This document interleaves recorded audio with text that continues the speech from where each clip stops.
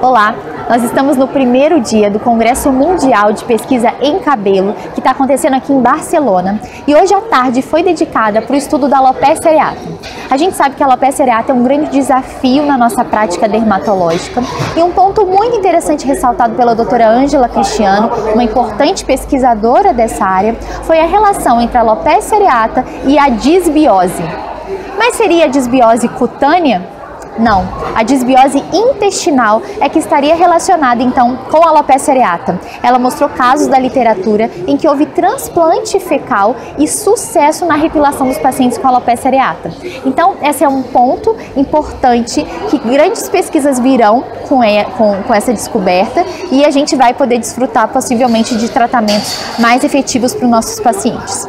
Falando em tratamento, então, a gente tem dois tratamentos de destaque para a alopecia areata, são tratamentos emergentes. O primeiro deles a gente já sabe que são os inibidores da JAK. E a gente sabe que os inibidores da JAK, eles mostram então uma repilação dos pacientes com alopecia areata, mas eles têm dois pontos muito importantes que a gente tem que lembrar. O primeiro deles é que o custo da medicação, ele é muito alto, e o segundo dele é que a gente não tem até hoje a segurança dessa medicação a longo prazo.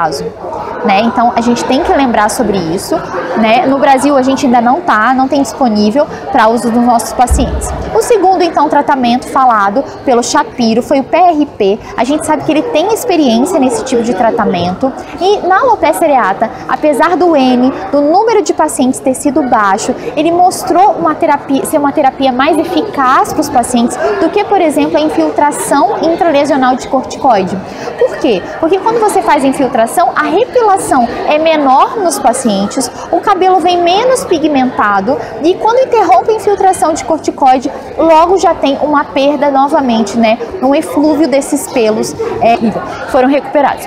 Já o PRP ele mostrou então ser mais efetivo, mas a gente sabe que mais estudos são necessários para realmente a gente entender a eficácia, a segurança nesse tipo de doença. Então é isso, amanhã a gente tem o dia inteiro de aulas, não vai ter intervalo e eu vou estar aqui para contar tudo para vocês. Um beijo e até lá!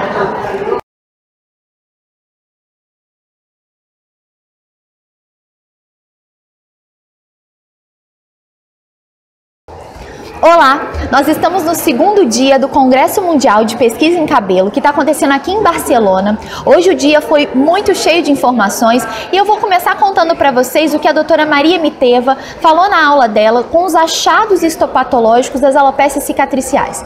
Uma mensagem muito interessante que eu gostaria de passar para vocês é que infiltrado inflamatório linfocítico não significa líquen plano pilar. A gente sabe que na alopecia androgenética a gente também pode encontrar esse tipo de infiltrado inflamatório, só que ele acontece mais na região do infundíbulo, a região mais superficial do folículo. Enquanto que nas alopécias cicatriciais, tipo líquen plano pilar, a gente encontra esse infiltrado linfocítico ali na região do bulge, que é a região das células tronco ali do folículo. No segundo momento, a gente teve então a aula da doutora Ângela Cristiano, que a gente sabe que estuda os aspectos genéticos das alopécias, principalmente a alopecia areata.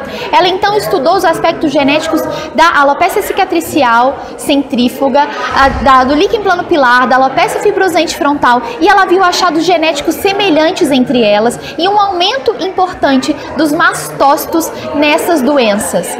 Então ela mostra que apesar dessa semelhança, desses aspectos genéticos, desses aspectos morfológicos, a gente tem um padrão clínico totalmente diferente entre elas. Nós tivemos também um bloco de destaque, que são as desordens relacionadas aos hormônios. Foi apresentado pelo Dr. Camacho a síndrome Sarra. A gente sabe que a síndrome Sarra ela é formada por 4 características clínicas, que são seborreia, acne, hirsutismo e alopecia androgenética. E ele mostrou que apenas 21,5% dos pacientes apresentam essas 4 características clínicas concomitantemente. Um outro aspecto interessante foi que ele mostrou que tanto na puberdade quanto na menopausa, a mulher apresenta um hiperandrogenismo relativo. A Blumen Petavi, uma médica de grande destaque, uma grande expert nessa parte da tricologia, ela mostrou pra gente um pouquinho sobre a alopecia androgenética padrão feminino, e ela mostrou que, diferente do que acontece com o homem, os androgênios não são o único fator ali desencadeador desse tipo de alopécia. Então ela mostrou que o peso dos androgênios é muito menor na mulher, e isso justificaria então as diferentes respostas ao tratamento que a gente vê principalmente na mulher. O outro bloco que eu gostaria de mostrar para vocês, de falar para vocês, é sobre o bloco da tricoscopia, comandada pela doutora Antonella Toshi. Então foi um bloco que ele visou dar dicas de como a gente fazer tricoscopia. Então é interessante a gente entender que a tricoscopia, ela sugere o diagnóstico, ela é fundamental para a gente fazer a biópsia, né, entender aonde que estão os achados, para a gente conseguir um local mais representativo para o nosso patologista, mas ela não é diagnóstica.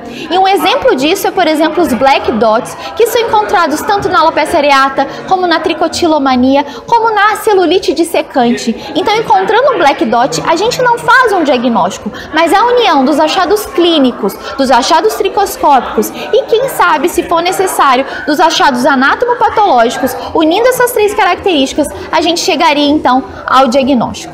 Então é interessante a gente ver isso, foi mostrado esses aspectos que a gente não pode dar o diagnóstico com apenas um achado tricoscópico. Então era isso que eu queria falar para vocês. Amanhã é o terceiro dia de congresso e, de novo, a gente vai vir com mais novidades. Um beijo e até lá!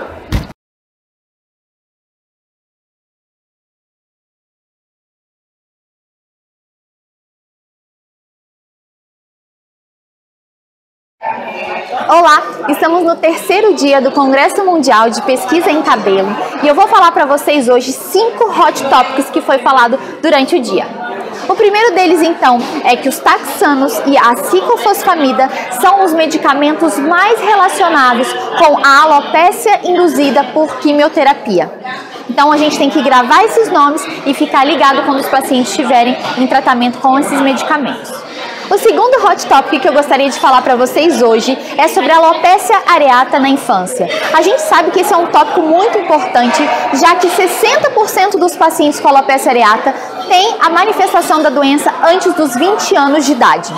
Agora, quando a gente vai tratar os pacientes com a alopecia areata na infância, uma orientação importante foi da gente sempre investigar as doenças autoimunes, que a gente já sabe, e as doenças metabólicas também. Essas duas desordens foram relacionadas com a alopecia areata da infância. O terceiro tópico, a gente vai voltar então ao que a gente já falou um pouquinho sobre PRP. A gente sabe que ele é uma terapia emergente na alopecia androgenética, mas as respostas do tratamento, elas são muito diferentes entre os pacientes. E eles acreditam que os aspectos demográficos estejam relacionados com isso. Por exemplo, pacientes com menos de 40 anos respondem melhor ao tratamento com PRP do que os pacientes acima de 40 anos. E um estudo muito interessante que eu gostaria de falar para vocês que foi falado, eles fizeram 2 grupos diferentes. Um grupo usando PRP e minoxidil tópico e um outro grupo usando PRP e finasterida oral. E eles avaliaram a resposta ao tratamento desse tratamento combinado de diferentes formas. E o grupo que fez o uso do PRP e o minoxidil tópico associado tiveram melhor resposta ao tratamento quando comparados ao grupo do PRP e finasterida oral. O quarto tópico, então, que eu gostaria de falar para vocês e não poderia deixar de fora, né, dessas informações do congresso é a alopecia fibrosante frontal.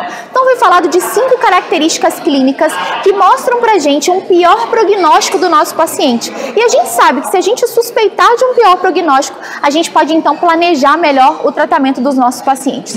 E esses aspectos clínicos são acometimento do couro cabeludo de forma difusa, acometimento dos supercílios, acometimento dos pelos corporais, a presença das pápulas faciais e também a idade mais avançada do acometimento da doença, do aparecimento da doença.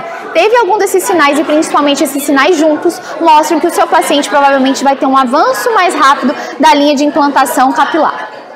E por último, eu gostaria de falar para vocês sobre dermatite seborreica. A gente sabe que é muito comum a dermatite seborreica no nosso consultório e é importante a gente saber que há uma mudança da microbiota ali do couro cabeludo quando a gente fala em dermatite seborreica. Então, há um aumento da malacésia restrita, um aumento do estáfilo epidermidis e uma diminuição do P. acnes, do próprio Propionibacterium acnes. Então, é importante a gente saber que tem essa disbiose e saber que quando a gente adiciona antifúngicos no tratamento, a gente tem um sinergismo mostrando uma melhor resposta do tratamento. Então, foi apresentado um trabalho com ciclopiroxolamina 1,5 mais piretinato de zinco a 1% em shampoo, que teve uma melhor resposta ao tratamento dos pacientes do que quando comparado com o shampoo de cetoconazol 2%.